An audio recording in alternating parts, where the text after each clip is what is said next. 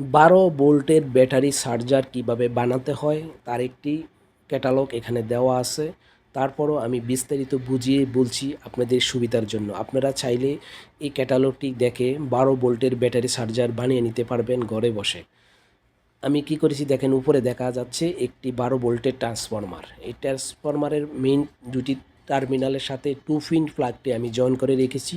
তারপরে নিচে 3টি তার, আপনাদের অন্য অন্য কালার থাকতে পারে। আমি দুই পাশে দুটি তার হলো ব্লু আর মাঝখানের তারটি হলো ইয়েলো। আমি ব্লু তারের ডান পাশে ব্লু তারটি আমি সরাসরি একটি ডায়োড, কালো দুইটি ডায়োড দেখা যাচ্ছে। দুটি ডায়োডের মধ্যে একটি ডায়োডের এক প্রান্তে আমি জয়েন করেছি, তবে জয়েনটি অবশ্যই আপনারা সোলজার আয়রন দিয়ে জয়েন করতে হবে, জ্বালাই করে নিতে হবে। তারপরে আরেকটা ডায়োড বাম পাশে, ট্রান্সফরমারের বাম পাশের যে ব্লো তারটি আছে সেই তারটিতে জয়েন করেছি। আর এই দুইটি ডায়োড পরবর্তীতে একসাথে জয়েন করে দুটি লাল তার, নিচে কিন্তু দুইটি লাল তার জয়েন করা হয়েছে। দুইটি লাল তার জয়েন করে আমি একটি নিয়ে গেছি ক্যাপাসিটারে, একটি নিয়ে গেছি 12 ভোল্টের ব্যাটারিতে, যেই ব্যাটারিটি আমি চার্জ করব সেই ব্যাটারির প্লাস টার্মিনালে। তারপরে দেখেন ইউলো তারটি যেহেতু মাঝখানে, এই তারটি সরাসরি আমি কি করেছি আমার ক্যাপাসিটার, নিচে যে ডান পাশে ক্যাপাসিটার দেখা যাচ্ছে ক্যাপাসিটারে জয়েন করেছি।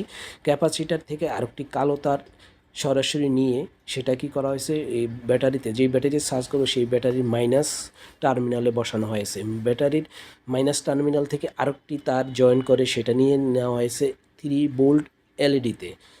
আর এই এলইডিটি করা হয়েছে যখন আমি চার্জ দিব, যখন ব্যাটারিটি ফুল হয়ে যাবে তখন ব্লু দেখাবে, আর যখন ব্যাটারি চার্জ থাকবে না তখন লাল দেখাবে। এই জন্য কিন্তু এই এলইডিটি লাগানো হয়েছে।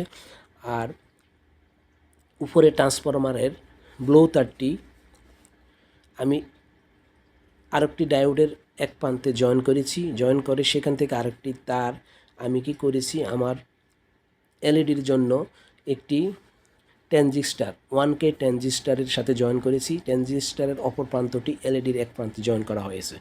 এইভাবে আপনারা যদি 12 ভোল্টের ব্যাটারি চার্জার বানাতে চান, খুব সহজে এই ভিডিওটি দেখে আপনারা বানিয়ে নিতে পারবেন। ভিডিওটি সম্পূর্ণ দেখবেন, দেখে আশা করি এই ক্যাটালগটি দেখেই আপনারা বানাতে পারবেন। তারপরে আমি যতটুকু সম্ভব যে বোঝানোর চেষ্টা করেছি। তারপরে যদি আপনাদের বুঝতে সমস্যা হয় তাহলে অবশ্যই কমেন্টে জানাবেন। আর ভিডিওটি দেখে যদি আপনাদের সত্যি উপকারে আসে তাহলে অবশ্যই একটি লাইক করবেন। Thanks for watching my video.